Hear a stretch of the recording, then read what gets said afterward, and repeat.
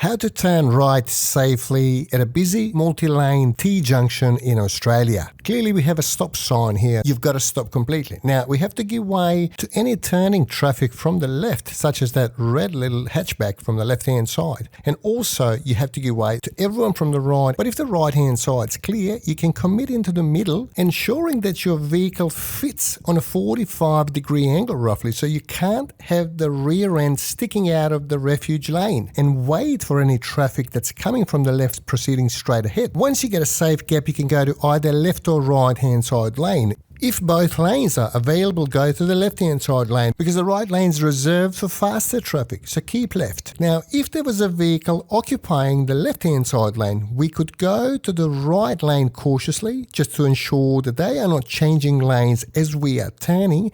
And then at some point, if you're still proceeding straight ahead after your turn, you would change back to the left-hand side lane. If you're doing your driving assessment, you would have to do it unassisted. The assessor will not prompt you to change lanes because you should know it. Now we're approaching another major T-junction and we have to turn right here. You have to observe properly and you can't let anything slip your eye. Now we can go in the middle. Clearly there's no one on the left-hand side, so we could proceed going straight over to the left lane because both lanes were available. This one was pretty easy because we only had to wait for a few cars. The next T-junction is the busiest T-junction in this video. You can see a couple of cars turning right from the left-hand side. We cannot commit to turning before both of those are cleared. You have to be prepared to get stuck sometimes because the traffic might be heavier. Don't lose your focus because if you miss one opportunity, you might need to wait for another couple of minutes. So always be mindful about the traffic that's behind you. So you're not going to hold everyone up if you didn't take a good opportunity. Now, in saying that, you have to make 100% sure that it's safe to go before you commit to turning. Anticipate both directions equally, so then you can make a better plan when you get an opportunity to go. Now we're going in the middle. Squeeze the entire length of your car inside of the refuge lane. Shift your focus to the left-hand side. Highlighted windows are the area of your focus here. Now,